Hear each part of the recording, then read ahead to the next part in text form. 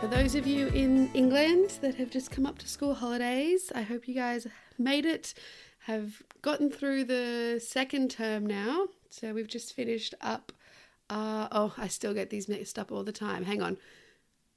We just finished up our spring term, even though we're just coming into spring. It still messes with my head a little bit. But over in the UK, we've just finished up spring term and we've broken up for break. I know back home in Australia, you'll be coming up to your Easter holidays really soon. And I think it's the same in the US. Let me know if it's a bit different. Not as great on my school calendar over in the US, so please let me know. But moral of the story is that we're getting there. We're getting time for some family time, some holidays, which I know can be great, but they can also be really quite stressful for a lot of families as well. And so just make sure that you take those moments. Take your 2 seconds when you can get them. Take your little breaths when you get them. Go back and think about that regulation season that we did and that importance of us being regulated before we even try to help the kids regulate as well. In saying that, today's episode is all about functional play and what we mean by this weird term functional play.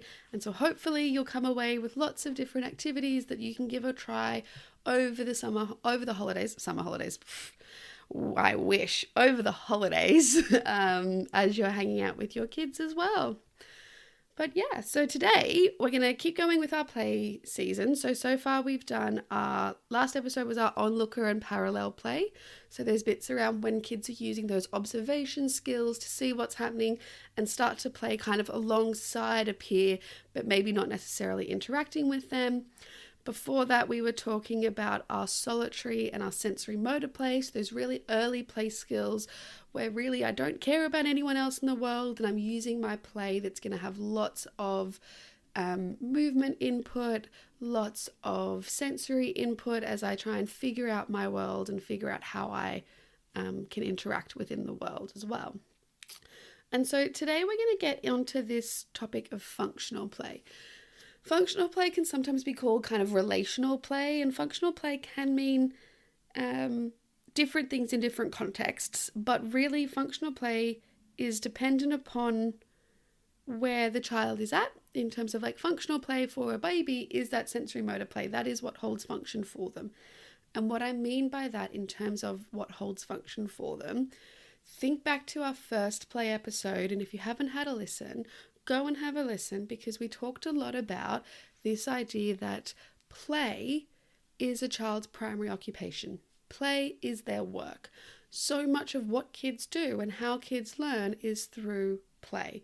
So really they are playing most of the day, and it might not be that they're sitting down and playing in the typical sense that we might think of when we think of play, but they're playing as they're exploring everything in their world around them. And so we really want to remember that play is so important for our children, particularly when they're younger, but even as they get older as well. And arguably, play is also really important for adults as well. It just looks slightly different. We call it leisure time. We call it the things that we enjoy, but having that playfulness and that creativity and that, total focus on what I'm doing and how I'm going to figure this out, and the joy that you get when you figure out something that you've been toying with in the back of your mind and you haven't quite figured it out. And it's so interesting. I was talking to a friend the other day around play and adulthood and some of the language that we can use as adults. And, one bit that I use all the time is I'm toying with an idea. Well, I am. My brain is playing with the idea and I'm thinking about it, but I'm not doing anything with it yet. I'm just having a bit of a play, having a bit of a toy around. Or, I'm setting up a new activity and I'm just going to have a play. I'm just going to see if this works, see if it doesn't work. Or it's almost this safety word that we use around, I'm not sure if this is going to work. I'm not sure what's going to happen here. So I'll just have a play. I'll just see what happens. And it's the same when we think of our kids. They're having a play as they figure out how everything within the world works as well. So to bring that back into kind of this idea of functional play at its core, sometimes called relational play as well, is when we're looking at using toys or objects or items designed for their function that they're designed for. So I'm playing with them the way they were designed to be played with. Now, I'm not saying that everything has to be functional play. There is a huge value in having bits of functional play and then also bits of play that is, let's break all the rules. Let's not do anything the way that it's supposed to. But that real functional relational play is, how can I associate these objects together?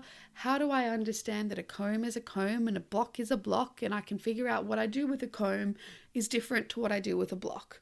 It's that sort of understanding of, okay, what is this object? What is this toy? What is this thing? How can I use it? And what can I do with it? What was its intended use? Now, if you think back to last episode, where we were talking about a lot of that kind of onlooker play, a lot of what we need to be able to do our functional play is first actually being able to observe what's happening over there. What are they doing with that object? Or I'm watching mum or dad in the kitchen and they've got this spoon and they're actually not just taking the spoon and banging it on the counter all day. They're actually taking that spoon and mixing it around in that big round thing, also known as a bowl. And then we start to build these associations of, okay, well, actually, when I'm sitting in my high chair or sitting on the floor and I've been given a spoon and I think it's great fun and all I want to do is bang, bang, bang, bang, bang it on the floor or on whatever is next to me, well, there's actually other things that I could do with that spoon as well. And I start to learn those through watching what other people might be doing or having the opportunities to explore and try different things with that toy as well. So within our functional play or within our relational play, we start to see kids exploring, well, what can I do with this? What is the purpose for this? But also, how does this object relate to another object? How are they different? How are they the same? Therefore, could their purposes be? It's, sort of when you see those kids and they're starting to figure out that the shoes go on their feet, and then they can find mums and dad's shoes that are a lot bigger than their shoes, but they're going to put mums and dad's shoes on their feet to walk around and, look ridiculously cute. Or they start to explore, in the kitchen and they're pulling out all the containers and they go from just pulling everything out to find everything to actually getting a lid and getting a container and maybe attempting to put them together, or knowing that they should go together but not quite figuring out how they should go together, but trying to put a lid on because they've seen someone else try and put a lid on. And they start to do these little bits of problem solving and start to try and figure out how things work. Now, as I was saying before, when we think of play, it's not just, particularly when we think of this functional play, we're not just thinking about playtime in the sense of this is the time that we've picked and we're going to sit down and we're going to play together, which is hugely important. And I'm not discounting the value of playtime, but I really want to challenge you to think a little bit more broadly today. So think about what play could be like in your morning routine. What are the bits of functional play that we could be doing within your morning routine? What about in bath time? What about in dressing? What about in cleaning up at the end of the day and packing things away? What about when you're outside in the garden and doing jobs? What about in cooking? So we're going to talk through some of these as different examples, but I really want you guys to think about bringing that playfulness in and actually think about it, this focus of, well, the play in this case is the power to explore, and the power to explore within a safe environment to try things and figure out how things go together. So if we think about dressing, for example, and I'm not saying this has to be every time, but if we're thinking that kids, learn best through play, and also their primary occupation, what they spend most of their day doing is play, well, how can we be playful within dressing that's going to help and foster some of these functional play skills? Things like, well, okay, we've got to get, we found all of our clothes and we've got them all out, and I'm going to pull them all out and I'm going to go, right, I'm going to put my shirt on my leg. And they'll go, that's a bit silly. They might laugh, they might look at you a bit funny, and you go, oh, it doesn't go on my leg. And you might give it to them and see where they try. What will they do with it? Are they starting to build that association that actually my shirt goes on my body and I need to put it over my head, or I need to put my arms in? Or is that too tricky and they go, okay, I'm going to copy what you did and put it on my leg. But actually we're going to enjoy that and enjoy the problem solving, because then we can go, uh-oh, it's a bit stuck, or it doesn't go there. Whatever that playfulness might be around it. Or it could be, with socks, or it could be with a jacket. It could be that you take a hat and you put it on your arm or your elbow, and you just help them start to have that freedom to allow them to try and to see what happens. It can be a really nice one to do at bath time or shower time, where you're looking at undressing. And you go, all right, we're going to take our clothes off. What are we going to do? You can do it. You try. Mum, Dad, we're here to help. But you try. Are you going to do your arm first? Oh, no, got stuck. Uh-oh. You try. Maybe you have a jumper on and maybe you can show them, well, this is how I'm going to do it.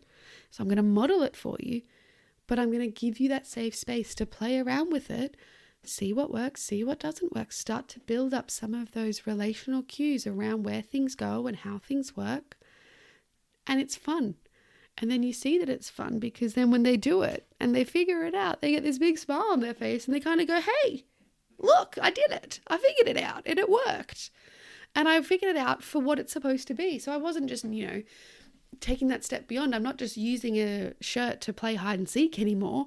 I used a shirt the way that you use a shirt, and I put the shirt on my body the way that you do. And that feels really cool. And so then if we think about things within, washing our hands, bath time, brushing our hair, if you're sitting there brushing your hair and you have your child next to you, or you have your toddler next to you, and they're kind of watching what you're doing, if you have one, give them a brush. Give them your brush. Just let them look at it and play with it right after they've watched you do it. So you've done that bit of modeling, and then you're just going to let them explore. They'll probably bang it on their head, might hit their head a little bit too hard. So safety is always a consideration. We just want to be mindful. But they might try. They might use the wrong side. And then you might go, oh, good try. Keep going. What? Did it work? Did it not work? Uh-oh. And then you can help when you can give them that success.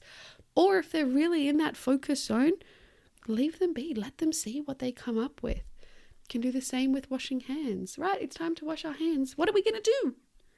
Oh, we need some soap. Let's get some soap ready. Squish, squish, squish on the soap, or rub, rub, rub the soap between our hands. And instead of me coming in and going, quick, quick, quick, quick, quick, we've got to do it, leave them with the soap on their hands and say, what are you going to do? I'm going to make my hands go splat. I'm going to rub my hands together. We start to build these relational cues if that's what soap's for, and that's how I can use soap. Now, we can also use soap in 15,000 other ways as well, but thinking that sort of bigger picture of within some of our self-care activities and within some of our daily routines, there's so many bits that we can do that help build some of these relational skills and help build some of these functional play skills. Bedtime routine, you could be doing bedtime routine with your child, and your child's doing bedtime routine with a teddy or a doll. And so, you're helping your kid do the step, and then they're helping their doll do the step or their teddy do the step. And we're building some of this awareness and some of these sequencing skills. Things like, going outside, getting ready to go outside, getting everything that we need, having them come with you through that process, seeing what else it is that we need to do. All of these opportunities are really nice spots where we can start to build some of this playfulness. Cooking is also a great one, and I think I talked about it. I can't remember which episode it was in. I want to say probably in our motor skills season. But I'll talk about it a lot. Cooking is a great one because cooking can be fun. It can be messy. It can be really playful. And it can also start to help to build some of those early relational understandings. Think back to the spoon example I gave you. We start to learn that a spoon is more than just a drumstick that I can bang against things and make a lot of noise. I can actually use a spoon to feed myself, but I can also use a spoon to stir things. I can also use my hands to squish things and stir things together, or I could use a fork to smash things. And so getting kids involved in these steps, that's all play.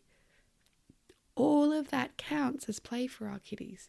And that's before we even think about our dedicated playtime that we try and put in the time where you're really going to, focus on what we're playing with or focus on them following their lead in play.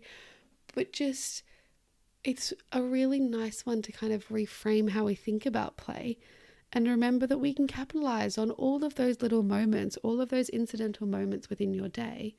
They're all really great opportunities to help your kids start to build some of these skills as well. So thinking about that, what do we want to be thinking about when we're doing these? So what are some of the strategies that we can do? So I'm going to chat through some strategies to support kind of these play skills of what you can do as a parent. And then I'll talk through some play examples, not necessarily in line with our daily routines, but more around what are some play that we can do with different objects and things, to give you guys some examples as well as to what that would look like. But remember, at its core, when we're thinking about this type of play, we're thinking about helping our kids learn, what is this thing? What is this thing supposed to be used for? And how can I do it in that way? How can I get my body and everything organized to be able to use it in the way that it was intended to be used? Now, I know that goes against what I've said in other episodes around we really want to follow their lead. And I'm not saying we don't want to follow their lead, but this is a really important natural progression through play where, if we think about it, first we figure out where our body is and what my body can do and how I can use and organize my body. Then we start to look at different things around me and I start to figure out that they're things and I can pick them up and I can do different things with these things. Said things a lot. Then we look at, well, actually I've got this thing and I've figured out that I can bang it, but actually what is this thing for? Is this block just to be dropped off my table? Or can I do something else with this block? And through watching other people, I learned that I can build towers with these blocks. Then once I figure out how I can use it, we can then step more in towards the kind of imaginative and pretend play side of things, where we can start to explore, well, what else can I do with it? Now that I've figured out that it can do this, what else can I do with it? And so it's not saying that they have to play with it in a certain way. So let's say your child, for example, and I know I'm going on a little bit of a tangent here. I will get back to talking about some strategies in 2 seconds. But if your child, let's say, is playing with some cars or playing with some blocks and they're not doing it in the way that you want them to do it, that is okay too. Allowing that exploration, allowing that time is really valuable, but you might just model a different way that you can play with the car and see if they'll pick that up and follow your lead. And you might make what you're doing really, really fun and exciting. So it's more fun and exciting than what they were doing of throwing the cars across the room. Or it might be that you need an entirely different activity. So we do want to be making sure we're following your child's lead and we're facilitating and allowing those opportunities for your child or the kids that you work with if you're a teacher as well. But then looking at how we can use ourselves to help them start to play with a toy in a more functional way, to then help them figure out more play opportunities that they have. This is all about helping them open more and more windows of, well, what else could I do with this? And before I can get to that, what else can I do with this? I need to know what this was originally or what the purpose of this toy is. So then we want to think about, if we come back to, now that I've done my little tangent, what are some strategies that we can use when we think about supporting our kids as they're engaging, or supporting your kids or kids in your class, or kids in your nursery or your preschool, if they're starting to look at some of these kind of relational and functional play skills. So we want to make sure we have environments that support that child's focus. Now, notice I didn't say a quiet, calm environment, because a quiet, calm environment might be great for some kids and might not be the supportive environment for other kids. Think back to that kind of sensory processing season that we went through. Think back to what some of those individual differences are for the children that you're working with or for your own child. And it might be that actually the environment that supports focus for one kid is being on a swing or being outside or engaging in a play after we've just had a huge amount of rough and tumble activities. Or I need to be in a really quiet corner of the house where I know what's happening and everything's really predictable so that I can then focus on what I'm doing. It will depend on each kid. And you will know from watching your kid when they're really focused and what helps them to focus. And so just keeping that in the back of your mind, if we're going to be doing some of this tricky play, and a lot of this tricky play then comes along with tricky thinking.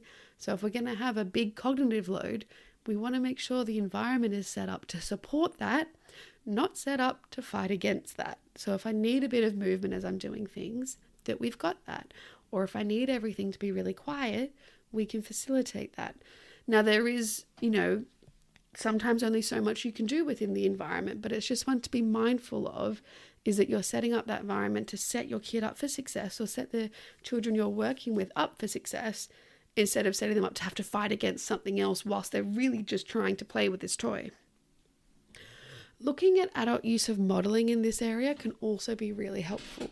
And what I mean by that is non-demand based modeling. So I'm not sitting here and going, right, my turn, I'm going to do this. I put it in there, your turn. Now you come pick it up, put it in. No, instead, I might sit here and have something. Let's say the toy I'm thinking of is like a posting toy, so like coins through a piggy bank or something along those lines. So I might have a coin and I might go, oh, I've got a coin. I can bang it. I can tap it. In it goes. Ready, push. Oh, that was cool. I'm going to find it again. And I'm going to go ready, push. And then I might give a coin to the child that I'm playing with, and I might keep a second coin. And I'm going to go again. I'm going to go push. And then I might just wait. And so in that moment of modeling, I've given language around what they need to do in the sense of push, because we've got to push the coin in, helping them get their body organized. We've used that bit of anticipation of ready to help capture that attention and show them what I'm doing and bring them into the play. And then I might just leave it and see what they do. And they might have their coin and they might be turning it in their hands. And so I might get my coin and turn it in my hands. And then I might put it back in again. In none of this am I saying, well, your turn, let's do it. I might offer, do you want to have a go? But there's not the expectation that they do. I'm using myself to model how something could happen and just facilitate those opportunities for success. And so if they bring theirs over and let's say they don't line it up quickly, I'm probably going to go in there and make sure that it goes in successfully to go, wow, you did it too. That's fantastic. And we look at this within any sort of play activity. I just randomly pick posting. But this idea of I'm here and I'm playing alongside you and I can show you lots of cool things, but I'm not expecting you to do anything because we're figuring this out and doing this problem solving together. And that's the really nice bit of play, is the problem solving and the figuring it out 9 times out of 10 is more powerful than the actual doing, because we want that time to look at the thing that I've got and figure out and watch what you did with that thing and look at the thing in my hand and go, oh, I might be able to do that too. And then have that go and feel that, wow, that worked. That was really cool.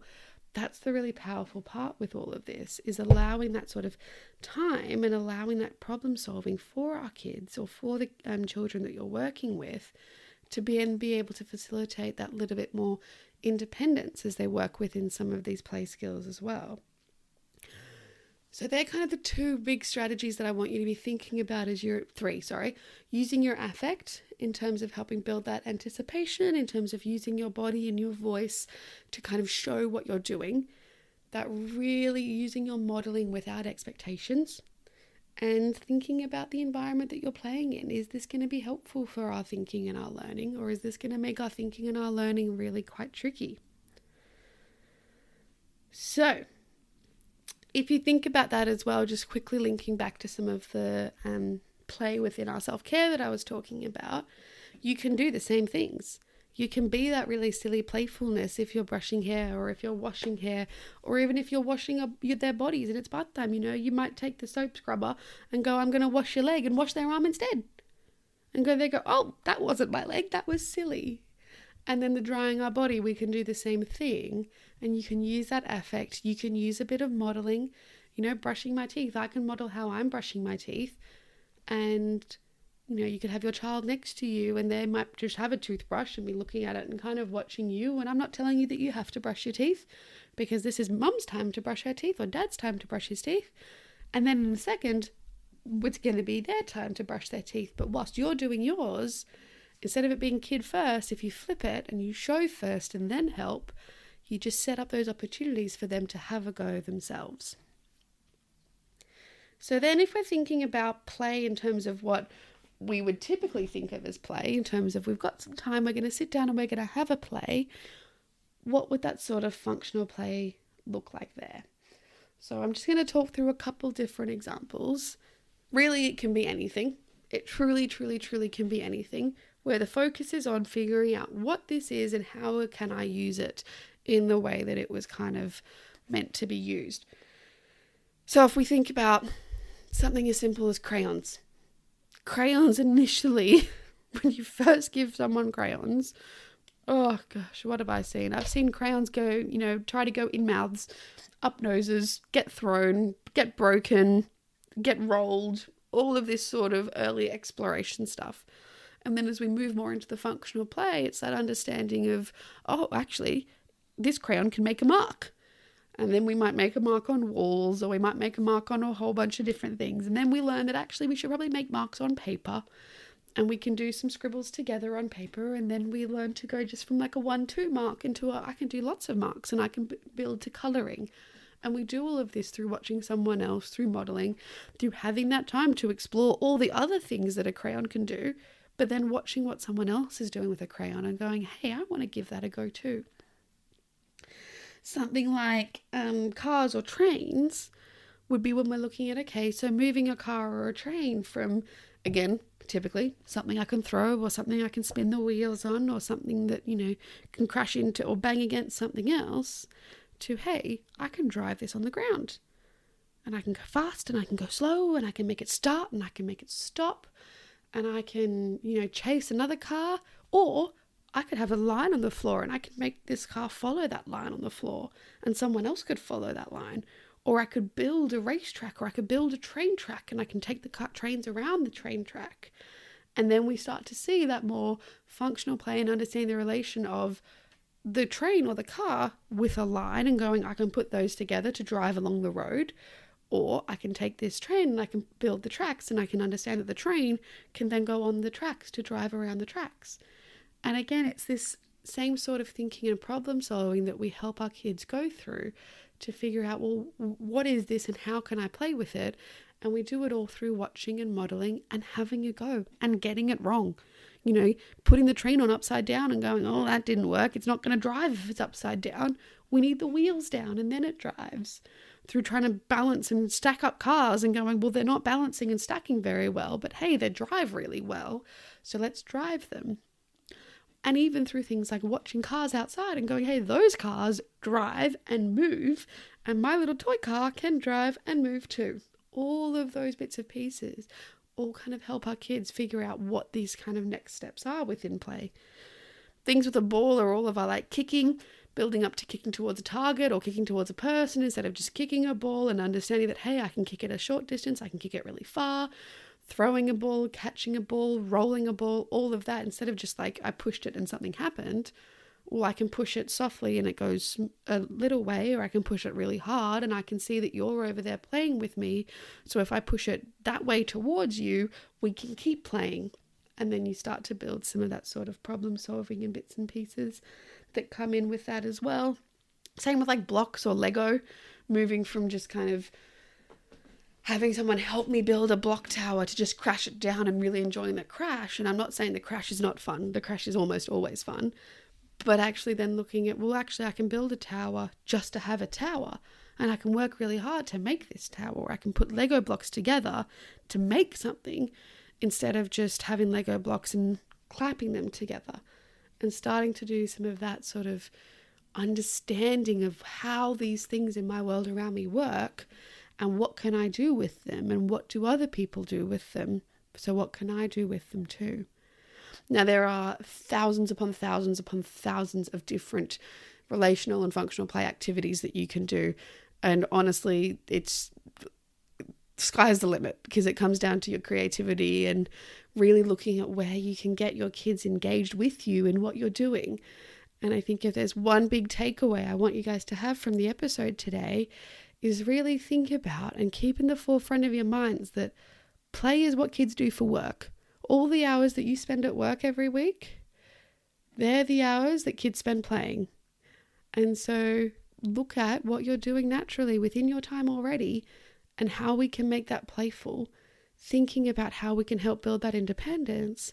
And to get that independence, we need some of these problem-solving bits. And this is where, through play, is where kids start to learn that those really early problem-solving skills to figure out, well, what is this and how can I use it? And allowing all that time for kids to watch what you're doing, be explicit as you talk about what you're doing. You know, brushing your teeth, you might have a brushing the teeth song that goes up and down and round and round and up and down and round and round. So they start to learn that somehow this brush needs to go up and down and round and round. And that's how it works. All of those opportunities can help your kids start to develop and feel really confident as they're starting to explore these play skills, and then feel really proud of themselves and have that sense of accomplishment when it works for them. And ultimately, that's what we want. We want these kids to be able to go, oh, well, I worked really hard and I thought a lot and I figured something out and hey, it worked. It did the thing that I wanted it to do, and that feels fantastic.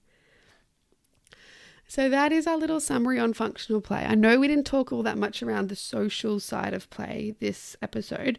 We will get into that when we chat next episode and we talk about some of our associative play, some of our symbolic play, and some of our, what's the other one we're going to be doing? Sociodynamic, associative play, and symbolic play are some of the ones that we'll be chatting about next episode. But really, before we could dig into those, I felt that it'd be helpful to have this really deep understanding of why we want to relate different objects to each other, because once I can relate different objects and have that understanding of how objects work, I can then understand how I can interact with these objects with somebody else, and then later move into stages of pretend play and things as well, which we'll get into next episode. But that's all for now, guys. As always, please, if you could rate and review the podcast, it makes a world of difference on my end. If you could share it around with anyone that you think might enjoy listening, please do. And if you have any questions, feel free to send me a message on Instagram or my email at bellsotcorner@gmail.com. Otherwise, guys, I will catch you next time. Have a fantastic holidays. Have fantastic holidays for those of us that are on holidays. And for those of you that are almost there on holidays, you guys are almost there. You've got this. And we'll chat soon. Bye.